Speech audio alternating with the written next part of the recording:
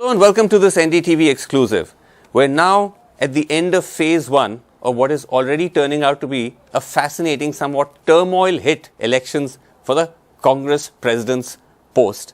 And joining me is the first person to throw his hat officially into the ring, Shashi Tharoor. He joins me just before he's about to go off and file his nomination. Shashi Tharoor, thanks very much indeed for joining us. You were the first one to throw your hat in the ring. Little did you know all that would follow. But just to go back, because this is the first chance we're getting to talk to you since you did that. I know you were thinking about it. There were sort of reports that you were planning to run. But what was the tipping point? What finally made you decide, I'm going to have a shot at this? The first time there actually was an election announced. Remember, I've been calling for elections for the party presidency ever since Rahul Gandhi resigned in July 2019. If you look at Google, my first interviews at that time, I was very clear that in the absence of an elected president, that it was necessary for the party to use this mechanism. Were you thinking about running as far back as that? No. I just want, my whole message was that elections are desirable and they will do good for the party. That was my basic message. That's fair. But what is the point? Yeah. Then from then onwards, I've repeated this demand. I repeated it again earlier this year. But when the Congress Working Committee decided there would actually be elections, you know, all the cynics said, this is this talk, there won't be any elections. It'll just be a ring, the Working Committee is bound to just turn to Rahul Gandhi again. Rahul Gandhi made it very clear he was not going to take it, that his resignation was genuine and he didn't want the position. And I think there was a certain disbelief amongst some of the grandees and indeed amongst the cynics who are perhaps not grandees that this is ever going to happen. I decided to take the party at its word. The party had said there will be elections.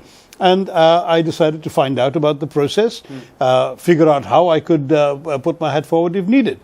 The most proximate trigger then was I wrote an article in which I reiterated the point I've made before, that elections are good. And I pointed out how the British Conservative Party had gained in public attention and sympathy because of their internal elections. I said, why don't we do the same thing?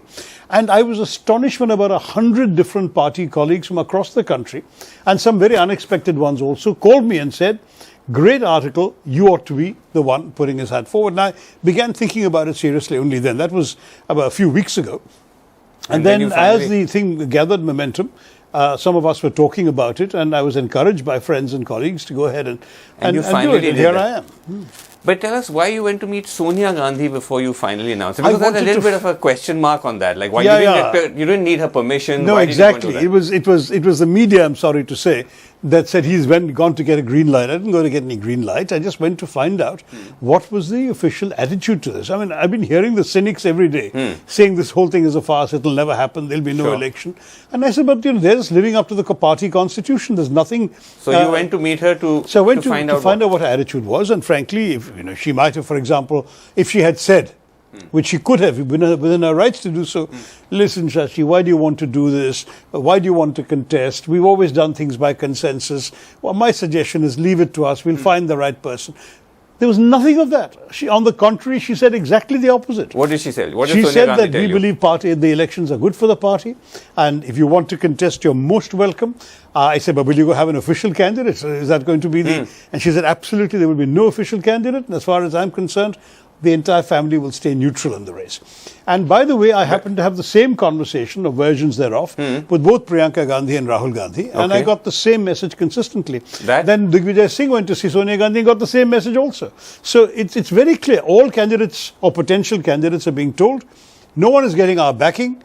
We wish you luck. Go ahead and contest. But if Rahul Gandhi had run, would you have run? That's a hypothetical question right now. No, but I'm asking, was that also on your mind when you went to meet Sonia Gandhi to find out, was Rahul serious about not running? By then it was pretty clear he was serious. In fact, when he stepped down in 2019, he told us, the Congress MPs, that he wanted to take accountability for the defeat. I was one of those who tried to talk him out of it. I remember saying, yeah, you'll take accountability for the defeat, but who'll take accountability for the revival? That's your job. And he said, no, it'll be somebody else's job. And for a couple of years, he stuck strongly to that view. And therefore, it became very clear by the time the Working Committee took the decision to call these elections, that had he decided to take it, it would have preempted the election. But once the elections are going ahead, he wasn't taking it. He wasn't going to take it. No. But you say that there was no, or at least there was an assurance that there'll be no official candidate. Right? But within hours of your filing your nomination comes the announcement of Ashok Gehlot, who widely was being seen as a quote-unquote official candidate. So what I was repeatedly, he's now pulled out, but repeatedly told by Mrs. Gandhi and others was that that was a perception problem. It was not from them. And indeed, the moment an official spokesman chose to use his platform to attack me, he was immediately rapped on the knuckles and a statement was issued that nobody will attack any candidate in this and that the party machinery will remain neutral. I think this is a very healthy approach. This was a reference to tweets, for those who don't know, Gaurav Vallabh, who's a party spokesperson, who said the only thing Shashi Tharoor is good for is to write letters to Sonia Gandhi when she was unwell. Yeah. Actually, I didn't actually write a letter. I signed a letter, and it was one letter, not letters, but that's neither here nor there. But you know, Shashi, the question really is about whether this is being seen as a serious contest. There is a school of thought that believes that Shashi Tharoor is not running a serious election. This is a symbolic election. Well, I think that one of the things that's going to dispel that concern is going to be to see the number of nominations we've gathered from colleagues across the country. We have party workers, and I'm not talking about big names, I'm talking about, for the most part, a rather ordinary party workers, idealists, young people in many cases, who have signed from Kashmir to Nagaland, from Punjab to Tamil Nadu. And we are going to come in with a significant number of forms. But you need heavyweights. You need MPs, you need ministers, you need chief ministers. Each vote counts exactly the same as anybody else. An ordinary Karyakarta, his vote weighs exactly the same as the chief minister's when the totals are being added up. But you know, speaking to some of the signatories, the G23 signatories, such as they are, you were one of those who signed that letter, one gets the impression that they didn't really have a sense that you're going to contest. That you kind of went solo on this. Yeah, I didn't feel a particular need to speak to colleagues beyond their individual capacity. I've spoken to each of them individually. I don't think any of them can deny, but I don't think there is an organization called the G23 except in the media's imagination. There happened to be a letter drafted by a couple of senior colleagues who, frankly, are no longer in the party, but who invited others to sign. And that letter was frankly something which happened to be signed by 23 because during the COVID lockdown they were in Delhi. Fair enough, but I'm saying that for you, like for example, an Anand Sharma or a Prithviraj Chavan and all these people, they knew that you were going to throw your hat in the ring. Of course, I went and saw each. I saw Prithviraj Chavan personally. I spoke to Anand on the phone. I've spoken to Manish many times, and Manish has come here and I've gone to his place. So they're all aware. If they now claim that they didn't know, then I'm sorry, that surprises me. But are they going to back you though? Because that's something which is... The point is I need the backing of 9,100 people, not of 23. It's entirely up to each individual whether they wish to back me or not. But as I say, I am not the candidate of the G23. This is a myth. There is no such thing. The reason I was asking, Shashi, is because when you take someone like Digvijay Singh, who seems to be, someone who might be running against you, he came to see you, by the way. Was that his own...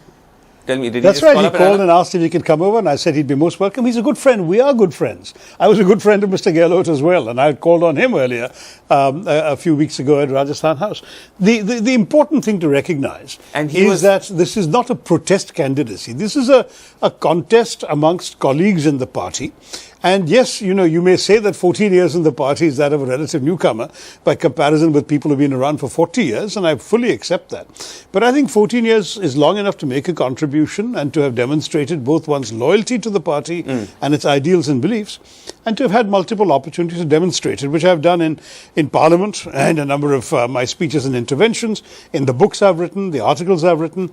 I've been a fairly clear and coherent voice for what the Congress stands for and a strong critic of what the BJP government has been doing to our country. So I don't think that I need to explain away my candidacy. In fact, you're not daunted by the fact that you may have someone like a Digvijay Singh fight against you? Not at all. In fact, what's interesting is that a large number of those who called me from around the country and urged me to contest made the point that they felt I could attract support that goes beyond the traditional Congress voters. See, we've been stuck at a ceiling of 19% in 2 elections. And if we remain at that ceiling or less, we don't have a future. Right. We absolutely have got to be able to appeal to people who may have voted for us once and have ceased to do so in the last 2 elections. Okay. And if you have somebody who's able to go beyond the sort of business as usual approach of the Congress, that may help the party. That's the logic. What would you say to those who say that how does Shashi Tharoor from South India with his Oxbridge accent hope to become president of the Congress? and lead it to, new heights. If there are people who don't want to look beyond my accent, then they don't have to vote for me. Ultimately, look, but we have an electoral college. The perception. We have if the implication is that I'm some sort of elitist, I'll point out that I have won 3 Lok Sabha elections, that Thiruvananthapuram, despite being the capital of Kerala, is a 66% rural constituency, that I have fisherfolk, I have hill dwellers, I have tribals, I have all sorts of people whose votes I need to attract. And I've done so. I've been attentive to the problems of people of different backgrounds. And when I go amongst the people, sure, I don't think that anyone sees me as some sort of transplanted Oxbridge type. By the way, I never studied in Oxbridge, I only debated there. No, it's more the accent rather than the background. It's a Stephanian accent. It's a Stephanian accent. Okay, 10 others who've done okay. But you say that this is something you're running seriously. You want to, if you win, change the Congress party. But there are others who would say that you will end up, or whoever wins, ends up as a puppet president. That is still going to be the Gandhis with the remote control. Look, I think we'll cross all those bridges when we come to it. I certainly believe that the Gandhis' place in the Congress party, their inextricable links with the DNA of the party is great, and that there's no question of in any way separating ourselves from them, their legacy and so on. But if they don't want to be actively involved, I don't understand where the fear comes from. No, but what sort of role do you see Rahul Gandhi playing?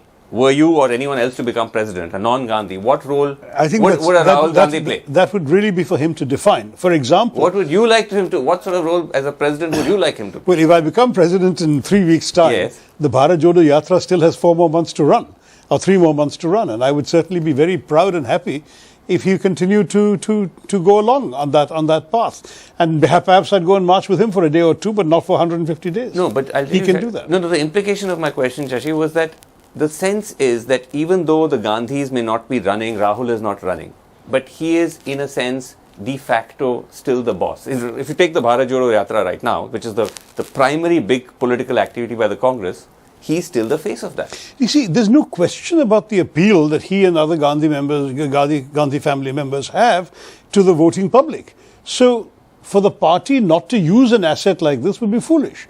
At the same time, he has made it clear that he doesn't want to play the kind of role that you're suddenly saying you're afraid he'll play. Frankly, if he wanted to be president of the party, he could do it with a snap of his fingers tomorrow. He's chosen not to. So I think it's an implication of bad faith for you to suggest that having declined a job he could have had, he will then interfere with other people doing the job. I don't see that makes any sense as an argument. No, only because even during this time when he's not been president, a lot of the key decisions taken by the party are attributed to him. Well, I think you have to ask the Congress president if that's the case, or whether she was the one who took or approved these decisions. So, look, let's wait. If the party wants to turn over a new leaf, let's give the party the opportunity. Why are we sitting here speculating? Okay, fair enough. Let's assume that he's not actually going to be, or they are not going to be doing the remote control. But in terms of a face of the Congress, who's the leader, especially as you go into 2024, you have an election coming up. Is it going to be him?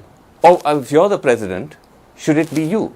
Look, all of these things, frankly, this is honestly something we'll happily deal with. Why not have all the faces involved? I mean, one of the great slogans of the UPA in 2014 against Mr. Modi's sort of rather obsessive sort of focus on himself was "Main nahi hum." We are really a party of the hums. We are a party of we. We want people to come together. We want large numbers of qualified, experienced people to work with each other and cooperate. So you don't think that there's a likelihood that it could become Rahul versus Modi again in 2024? Because we've already seen, but I'm saying we saw how that went in the past 2 elections. Congress got wiped out. So is it wise to pit Rahul as the face of the Congress in 2024? You're dragging me down a path which hasn't yet been built. Let's come to that. Look, in 2024, yes, I think there will be a large number of factors have to be taken into account, including the possibility of a new opposition coalition or alliance, the question of which other parties may have contenders in the fray, whether our party itself would necessarily have the quote-unquote prime ministerial face, whether there would be any prime ministerial face. All of these things, others have to weigh in on their opinions, including the Gandhis. I don't think that we can sit here in a short conversation and make all these plans. No, but I think, so leaving that aside, the bigger challenge though, Shashi, is that how do you basically run a chaotic party like the Congress? Just look at what has happened in the past week or so in the course of this election. So my answer is decentralization. And tomorrow, later today, perhaps after submitting the the nominations, I intend to release a manifesto which we will send to every one of the 9100 voters, in which we'll put forward certain very important principles for reviving the party. And one of them will be to decentralize the functioning of the party. No, but in simple terms, if you take, if you look at what happened in Rajasthan, which was essentially a power struggle, right, between an Ashok Gehlot and a Sachin Pilot, how would Shashi Tharoor, as Congress president, sort that out? Well, it would be very presumptuous of me to say that I could have sorted it out, but I will say that the time-honoured practice in all parliamentary systems has been for the MLAs to elect their leader. Now, there may be reason for exceptions in some cases, but I think honestly we should try and do much more of that. In fact, when I first came into politics, a young Rahul Gandhi was passionately advocating elections at every level of the party.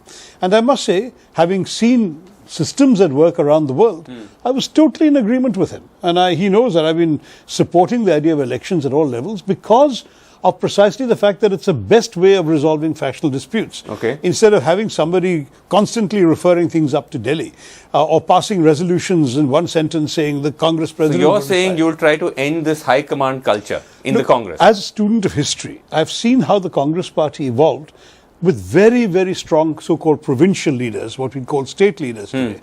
People who built the party in the areas that they hailed from, that they knew that they had roots in. We need to get back to that. I don't think that, Mr. Modi's style may work for Mr. Modi. Right. Good luck to him.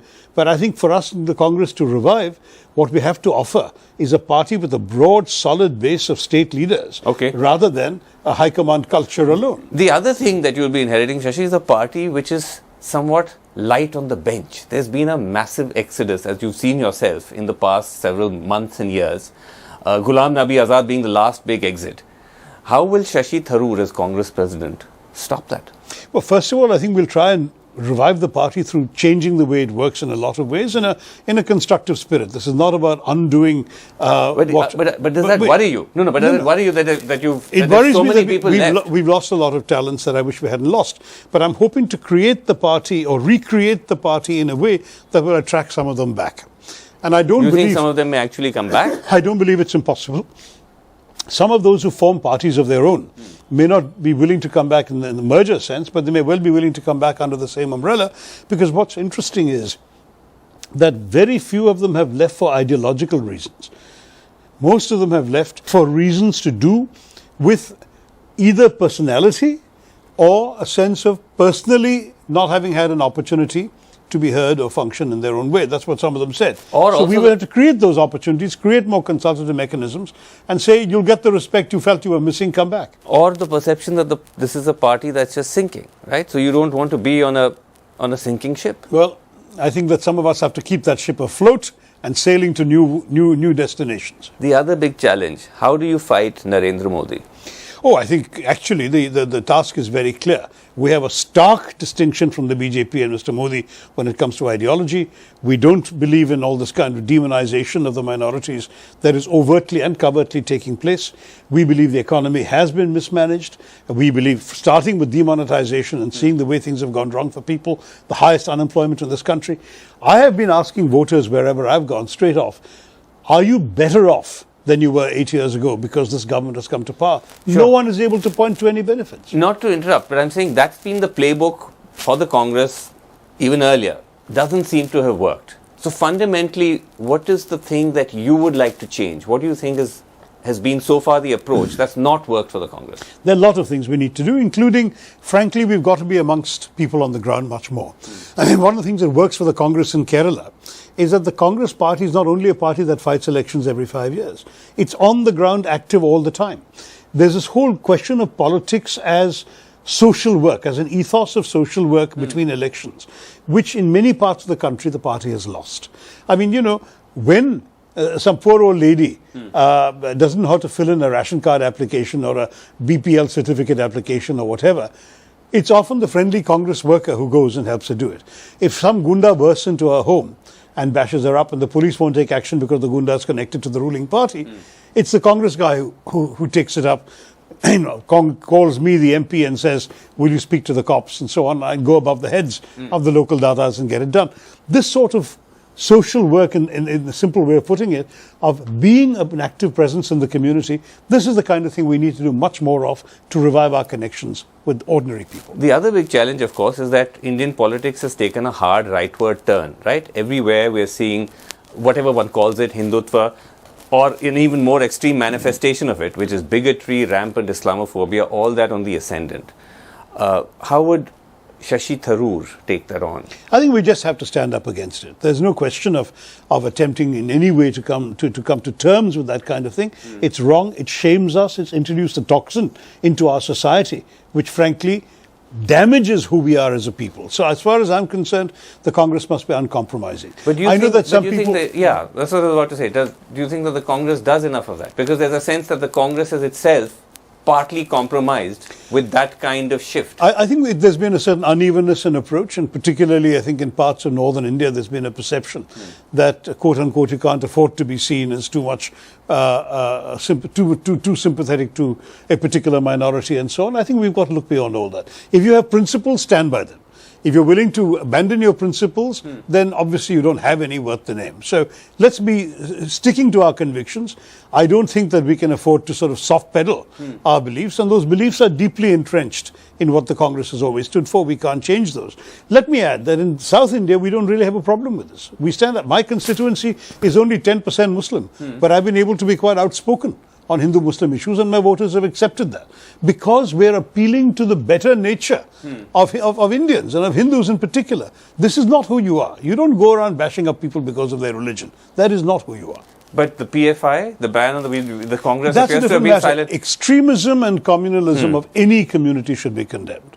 And I do believe that the Congress party did the right thing in welcoming the ban on the PFI. I'm not a great fan, as a sort of civil liberties person, of bans generally.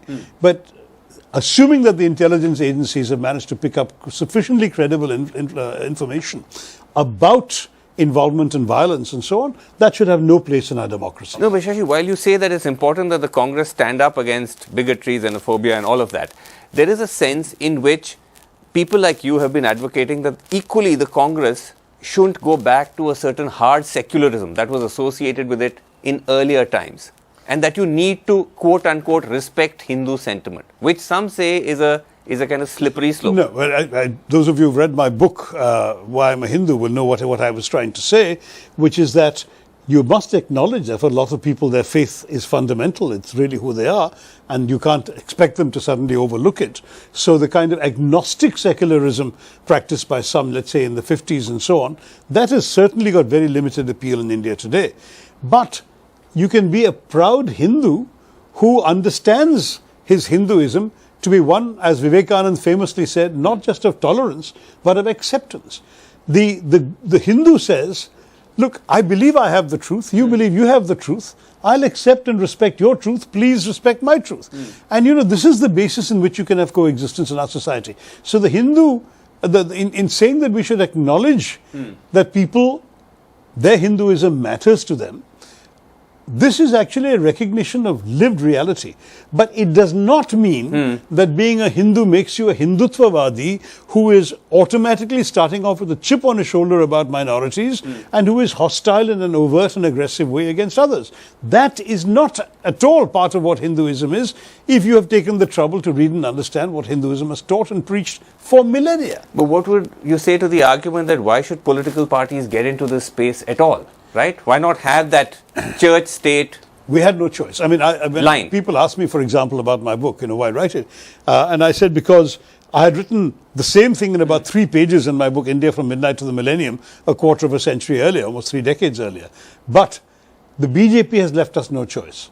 By putting this out front and center politically, and by claiming to be the only true voice of Hindus, they are both distorting what Hinduism stands for and at the same time fragmenting the political preferences. Right. On the basis of religion, which has never been what Hinduism was about.